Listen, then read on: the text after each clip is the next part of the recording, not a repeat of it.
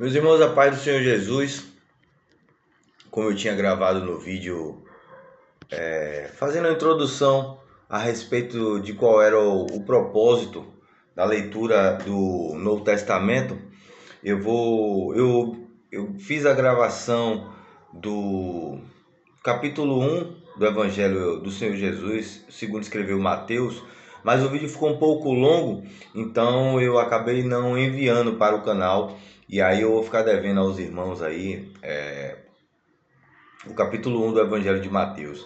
Eu vou ler hoje o capítulo 2, porque hoje já é o dia 2 de maio, então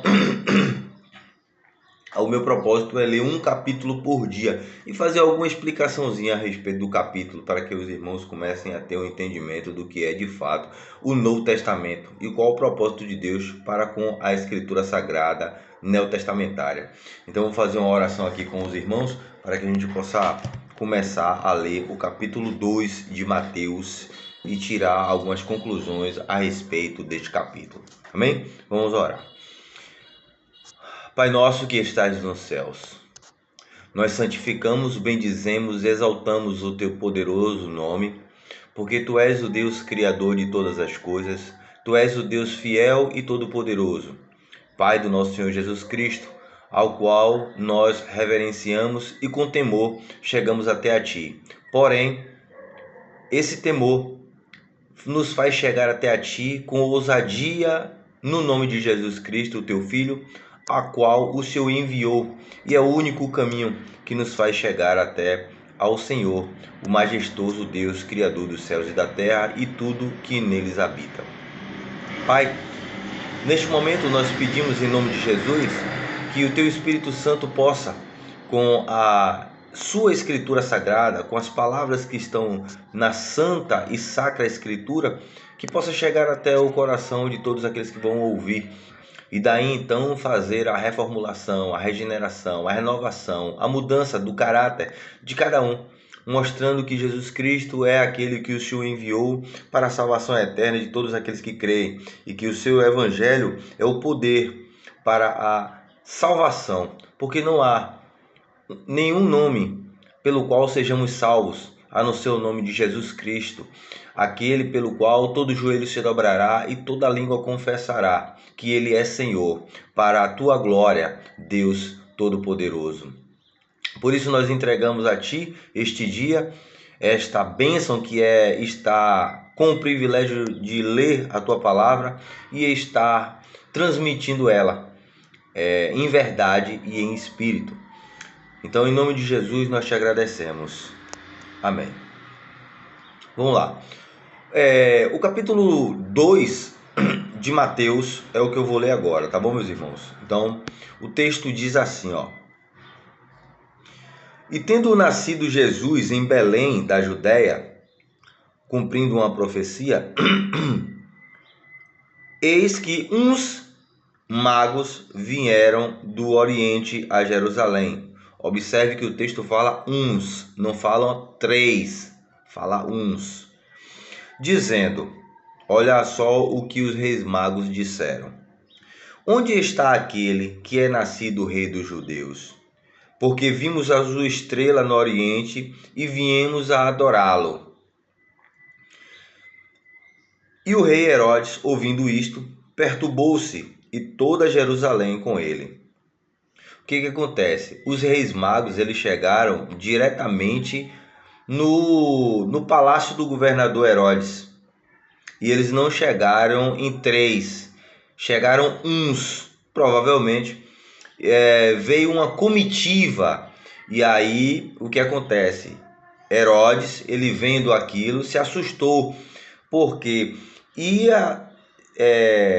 os reis magos dizem que nasceu um rei dos judeus. Então Herodes estava com medo de perder o seu poder de governante daquele local, né? Então, versículo 4. E congregados todos os príncipes dos sacerdotes e os escribas do povo, perguntou-lhes onde havia de nascer o Cristo, ou seja, Herodes chamou os sacerdotes e os escribas porque existia uma profecia de que iria nascer uma criança que ia ser o rei dos judeus. Então Herodes, como ele não sabia, ele chamou os principais sacerdotes e escribas, aqueles que eram atentos à lei e às profecias do Antigo Testamento. Versículo 5. E eles lhe disseram: em Belém da Judéia, porque assim está escrito pelo profeta. Aí ele coloca 2 pontos e aí ele vai no Antigo Testamento. E isso é interessante no Evangelho de Mateus, porque a gente vai ver isso direto. Porque como Mateus ele escreve para os judeus, ele tem que apontar para o Antigo Testamento, porque é no Antigo Testamento que tem as profecias acerca do Messias. Porque Mateus, o Levi, ele escreve para a confirmação de que Jesus é de fato o Messias esperado e que está nas escrituras dos profetas e na lei dos israelitas acerca do Messias. Aí o que tem escrito? Versículo 5. E eles lhe disseram: em Belém da Judéia, porque assim está escrito pelo profeta: e tu, Belém, terra de Judá, de modo nenhum és a menor entre as capitais de Judá, porque de ti sairá o guia que há de apacentar o meu povo de Israel. Versículo 7. Então Herodes, chamando secretamente os magos, inquiriu exatamente deles acerca do tempo em que a estrela lhes aparecera. Perguntou a eles, e enviando-os a Belém, disse: ide e perguntai diligentemente pelo menino, e quando o achardes, participai-mo, para que eu também vá e o adore. Armadilha de Satanás aqui, né? E tendo eles ouvido o rei, partiram, e eis que a estrela que tinham visto no oriente ia adiante deles, até que, chegando, se deteve sobre o lugar onde estava o menino.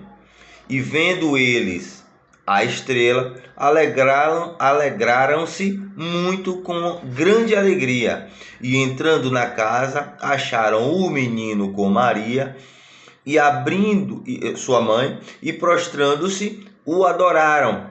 E abrindo os seus tesouros, lhe ofertaram dádivas, ouro, incenso e mirra. Daí a ideia de que existe 3 reis magos, porque foram 3 presentes que eles deram ao menino, mas o texto não diz que foram 3, o texto diz que foram uns. E sendo por dádiva, e sendo por divina revelação avisados em sonhos, para que não voltasse para junto de Herodes, partiram para a sua terra por outro caminho. Observe que divinamente foi revelado aos magos que não voltassem pelo mesmo lugar, porque Herodes queria pegar o menino. Então, tendo-se eles retirado, eis que o anjo do Senhor apareceu a José em sonhos, dizendo: levanta-te, toma o menino e sua mãe, e foge para o Egito, e demora-te lá até que eu te diga, porque Herodes há de procurar o menino para matar. Então José foi avisado por um anjo, não diz o nome do anjo, diz aqui que foi um anjo do Senhor que apareceu a José em sonho. Interessante que no Novo Testamento só José e Paulo eles recebem revelação em sonho. No Novo Testamento não tem revelação em sonho como tinha no Antigo Testamento. Então é descartada a possibilidade de haver revelações corriqueiras em sonho hoje em dia. Acontecem? Nós cremos que sim, porque Deus pode fazer todas as coisas. Porém, no Novo Testamento não há relatos de revelações em sonhos, a não ser a José e a Paulo. E outra coisa interessante é que Jesus ele vai passar os seus 2 primeiros anos, no mínimo, no Egito, no mínimo. Então a infância de Jesus foi no Egito. Então ele já aprende a falar lá no Egito, né?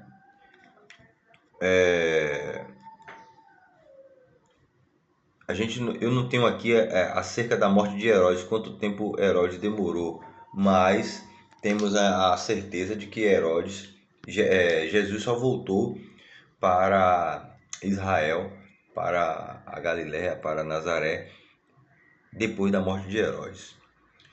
Porque o texto diz, vamos ler aqui o versículo 15.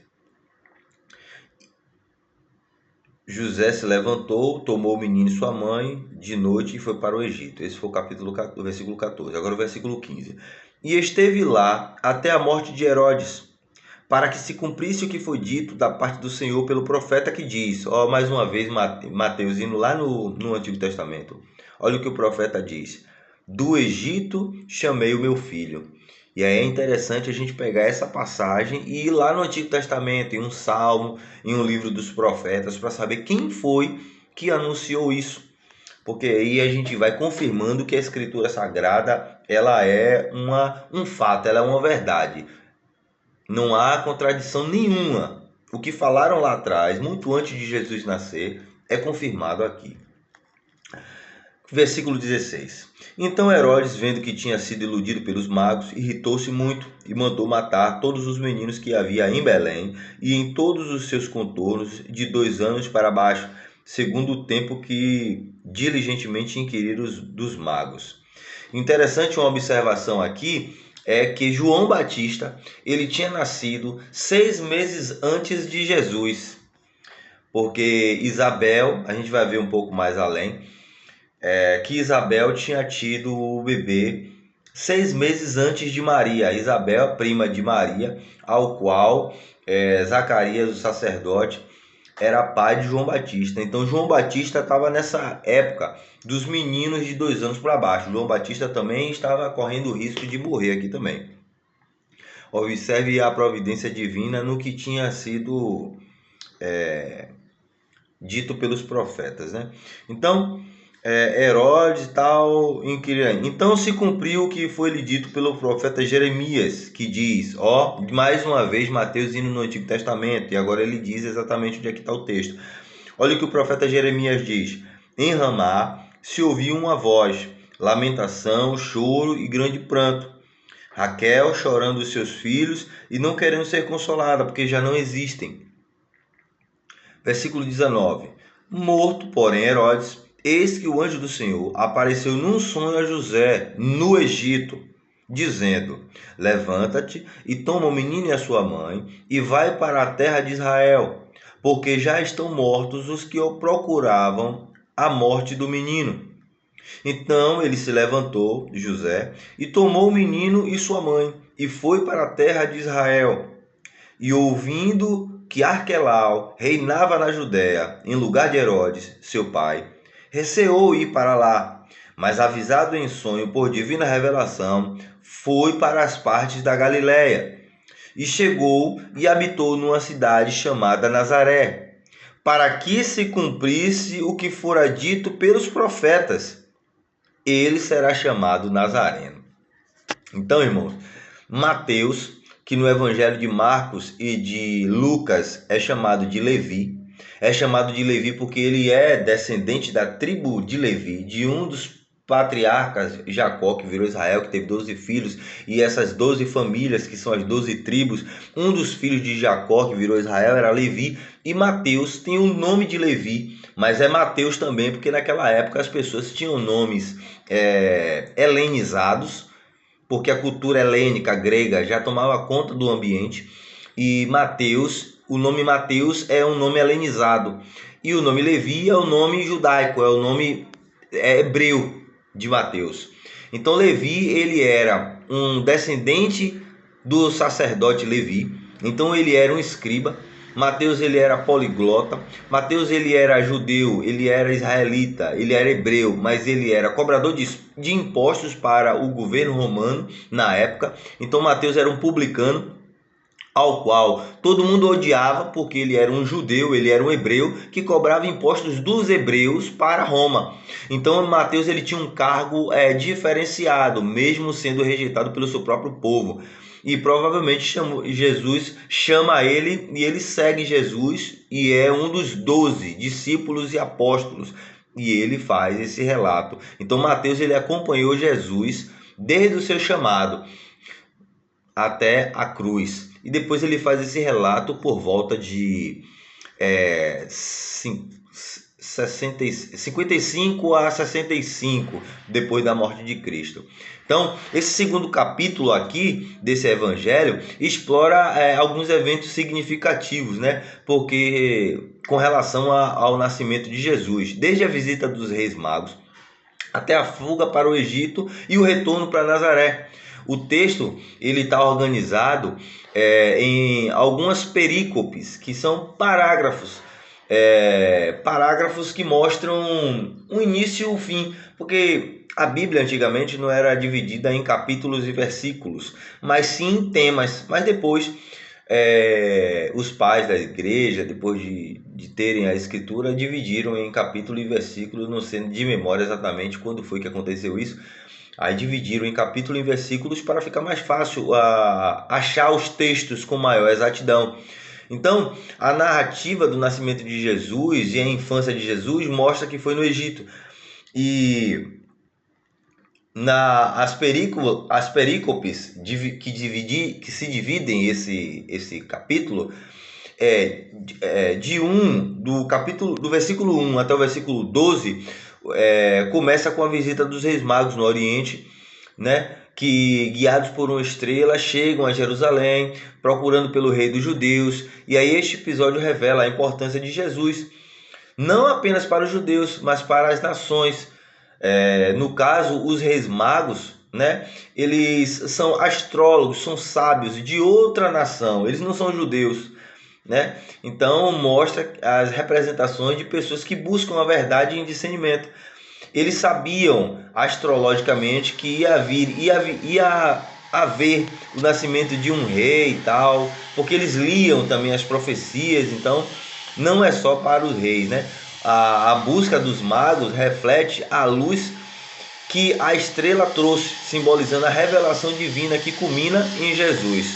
O irmão aqui ligou a máquina aqui agora. Herodes o Grande, ao ouvir sobre o nascimento do novo rei, experimenta uma inquietação. Ele convoca os principais sacerdotes e escribas para obter informações sobre onde o Cristo deveria nascer, conforme a profecia do profeta Miqueias, né? É o profeta Miqueias, no capítulo 5, versículo 2, que está lá a profecia a respeito do nascimento do menino. Né? A resposta dos líderes no momento mostra que eles tinham conhecimento das escrituras, mas demonstram apatia em relação ao cumprimento das profecias. Os magos então são guiados pela estrela até Belém, onde encontram Jesus e lhe oferecem presentes: ouro, incenso e mirra. E aí cada um desses presentes pode ser interpretado de várias maneiras, porque normalmente os estudiosos representam esses presentes como a realeza, a divindade e o sofrimento que Jesus enfrentaria. A segunda perícope é do versículo 13 até o versículo 15, que mostra a fuga para o Egito, né? Após a visita do anjo, José, que foi instruído divinamente pelo anjo, ele foge para o Egito. E aí esta fuga é uma resposta direta à ameaça de Herodes, que busca matar a criança. O Egito serve como um lugar de refúgio, simbolizando a proteção de Deus sobre sua família. E isso aí a gente pode ver no livro do Apocalipse, no capítulo 12. Se a gente for dar uma lida no livro da Revelação de João, no Apocalipse, no capítulo 12, a gente vai ver que existe uma profecia. João vê, né, a mulher indo para o deserto, da onde vai dar a luz, e existe um dragão que está à espreita da criança. Então a criança é o menino Jesus, que vem cumprindo todas as profecias e relacionadas também à igreja, porque é a partir de Jesus que a igreja vem, né? Então, além disso, essa fuga ecoa a história de Israel, que foi submetido ao cativeiro no Egito, sublinhando a identificação de Jesus com o povo de Deus e o seu propósito. E a última perícope vem do versículo 16 até o versículo 18, mostrando que Herodes, percebendo que foi enganado pelos magos, ordena um massacre de todas as crianças com menos de 2 anos em Belém, e esse trágico evento é uma evidência da brutalidade do rei e da resistência ao plano de Deus. Esse Herodes, irmãos, ele é muito cruel. Ele manda matar todas as pessoas, inclusive filhos, sogra, por conta da ganância pelo poder, né? Mateus cita Jeremias 31:15, revelando um padrão entre a história de Israel e a vida de Jesus. A dor de Raquel, lamentando seus filhos, representa a dor e a opressão que ocorrem em contexto de autoridade. E aí José ele volta para Nazaré após a morte de Herodes. Outro anjo instrui José a retornar à terra de Israel. Ao retornar, José, temendo Arquelau, decide ir para Nazaré, né? E aí este movimento reafirma que Jesus seria chamado de Nazareno, cumprindo profecias implícitas sobre a origem humilde e desprezada do Messias. Assim, o nome de Nazaré tornou-se sinônimo de humildade, apontando para a virtude de Jesus como uma contrapartida ao convencional. Então, o Evangelho de Mateus, ele faz parte de um contexto pós-destruição do templo, né? O cenário cultural é marcado por tensões entre os judeus e romanos. O templo de Jerusalém foi destruído por Tito Flávio no ano 70 depois de Cristo, e o Evangelho de Mateus está datado depois disso. E o cristianismo primitivo ele emergia como uma seita dentro do judaísmo. Mateus ele se dirige a uma audiência predominantemente judia, né? Buscando apresentar Jesus como Messias prometido nas escrituras hebraicas. A busca dos magos reflete a ideia de que a revelação não se limita a Israel, mas se estende às nações. Figuras como Herodes destaca a opressão e o medo daquela época, enquanto a fuga para o Egito mostra o paralelo com a história de Israel e as dificuldades daquele povo, né? Outro ponto interessante a falar aqui é o contexto histórico, que mostra o seguinte: o contexto histórico mostra não apenas um foco explícito em temas escatológicos, mas nós podemos observar que a vinda dos reis magos e a adoração de Jesus antecipa uma convergência de todas as nações em torno dele, conforme revelado no livro do Apocalipse 21. Os pais da igreja normalmente eles exploravam a figura dos magos como a representação da busca da humanidade por conhecimento e verdade, porque Herodes era visto como um símbolo do mal e da corrupção do poder. Assim como Caim matou Abel, incitado pelo maligno, né? O apóstolo João vem dizer que Caim ele era do maligno, ou seja, todo primogênito, o maligno ele tentava matar, porque havia uma profecia lá no livro do Gênesis, no capítulo 3, que do ventre da mulher que o inimigo ele enganou, nasceria um que ia ter um descendente da mulher que iria pisar na cabeça da serpente. Então, o maligno ele usa as pessoas para cumprir os seus planos, né? E ele estava usando Herodes aqui, né? Para desfazer o cumprimento das profecias. Só que Deus ele sempre tem um plano para poder. Deus sempre chega antes. O inimigo ele nunca vai ter. O inimigo ele não é onisciente. E Deus é onisciente, onipresente, onipotente, transcendente. Então o inimigo ele nunca vai desfazer. Então a fuga para o Egito é vista como o cumprimento do propósito redentor de Deus, onde Jesus Cristo ele não apenas experimenta o sofrimento, mas também se identifica com o povo, né? No caso de Martinho Lutero, ele enfatiza a proteção de Deus sobre a Sagrada Família durante o tempo de adversidade como uma demonstração da providência divina, reafirmando a soberania de Deus sobre as nações e os reis. E aí o que podemos aplicar na nossa vida esse capítulo 2 de Mateus? Nós podemos aplicar de diversas formas.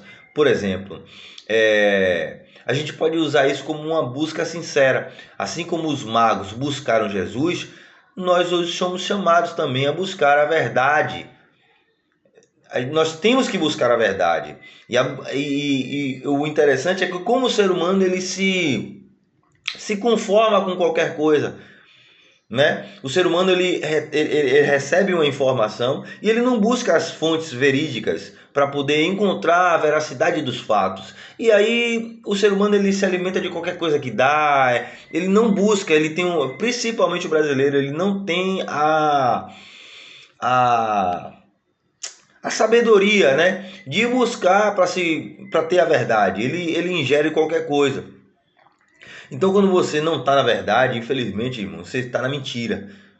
E tá na mentira, você não está com Deus, né? O Deus verdadeiro, ele é a verdade. Ele é a justiça, ele é o amor também, mas ele é justiça. Então, os reis magos que não eram do povo de Israel, eles foram buscar uma verdade e eles encontraram a verdade. A verdade estava deitada lá na manjedoura, né? Nós somos chamados a buscar a verdade. É... e a sabedoria que a verdade oferece. Porque sem verdade não há sabedoria. Segundo lugar, o que a gente pode levar com esse texto? A proteção divina. Observe como Deus protegeu a família de Jesus. Observe como Deus entrou em providência enviando mensageiros, porque a palavra anjos no grego, angelos, são mensageiros. Então, olha como podemos confiar na proteção de Deus quando a gente está debaixo do esconderijo do Altíssimo, quando a gente está debaixo da poderosa mão de Deus, quando há propósitos de Deus para a nossa vida, ele não pode deixar com que outras coisas venham atrapalhar. O propósito dele tem que ser cumprido, né? Então a proteção de Deus acontece mesmo em tempos difíceis. Basta nós estarmos em Cristo. E estar em Cristo é estar no corpo de Cristo, é ser a igreja do Senhor Jesus, né? Às vezes as pessoas vêm dizer que a salvação está em qualquer lugar, mas não está. A salvação ela está na igreja, porque Cristo vem buscar a igreja. Cristo ele vem buscar os seus. Ele disse assim, ó: minhas ovelhas ouvem minha voz e me seguem. Eu dou a vida pelas ovelhas, nenhuma delas há de se perder. Meu Pai que me deu é maior do que tudo. Da minha mão nenhum deles, ninguém pode arrebatar ninguém da minha mão. A gente tem que analisar que nós fomos comprados pelo sangue de Jesus. E tipo assim, não há valor maior do que o sangue de Jesus. Nenhuma moeda, nenhuma pedra preciosa, não há outro valor, nem no céu, nem na terra, nem no mundo dos mortos, moeda maior. Não existe nada mais valioso do que o sangue precioso de Jesus. Para Deus, o sangue do seu filho é a coisa mais preciosa. E Deus aceitou o sacrifício de Jesus para nos salvar. Então Jesus nos comprou, nós não temos mais direito, nós não temos mais opção, nós não temos mais a liberdade de irmos para onde a gente quiser. A gente agora faz parte de uma família, da família real, da família divina, do reino de Deus. Então nós fomos comprados por preço de sangue e a proteção de Deus está em cima daqueles que são seus, né? A Bíblia vem dizer que nós somos tidos como filhos por adoção. Então, hoje nós fazemos parte da família de Deus por adoção. Terceiro ponto é a resistência ao medo. A história oferece encorajamento contra a tirania e a opressão, lembrando-nos de que Deus está no controle mesmo quando tudo parece sombrio, né? E a identidade em Cristo, né? A origem humilde de Jesus nos ensina que nosso valor não é determinado por status social, mas por nossa identidade em Cristo Jesus. O nosso valor aos olhos de Deus é porque somos lavados pelo sangue de Jesus. Então nós tivemos a possibilidade de sermos justificados dos nossos pecados diante do Deus Todo-Poderoso, que é o juiz de todas as coisas. Nós não devemos mais nada a Deus. Por quê? Porque Deus pegou todas as nossas mazelas, todas as nossas iniquidades, todos os nossos pecados, todas as nossas ofensas e jogou em cima do Filho. Então hoje nós temos o direito e o privilégio de estarmos conectados com Deus pessoalmente por causa de Jesus Cristo. Nós não precisamos mais de nenhum intermediário. Na verdade, nós não precisamos nem buscar mais a Deus no sentido de que Deus agora, pelo fato de nós amarmos Cristo e nos entregarmos a nossa vida, entregarmos o nosso corpo como um sacrifício vivo, santo e agradável ao Senhor, Deus ele vem até nós através do Espírito do seu Filho. Então que Deus em Cristo, meus irmãos, possa abençoar todos vocês, né? Que Deus possa fazer com que essas palavras fiquem no coração de vocês durante todo o dia e que amanhã nós possamos estar de volta com o capítulo 3 do Evangelho de Mateus e assim a gente vai adiante até o livro do Apocalipse, capítulo 22. Espero que vocês estejam comigo e espero que vocês estejam abrindo o coração para a verdade. Porque quem não está na verdade está na mentira. Então que Deus e Cristo possa abençoar todos vocês e que vocês recebam a paz do Senhor Jesus, que o dia de vocês possam ser de fato iluminado pela proteção e a providência divina e que o resto nós, depois de termos a proteção divina e a providência divina e os propósitos de Deus sendo concluídos na nossa vida, a gente possa de fato ser prósperos, independente do que Deus vai dar ou não, porque Deus chamou pessoas para andar com Ele. Amém? Então vamos andar com Deus diariamente em nome de Jesus. Deus abençoe em nome de Jesus.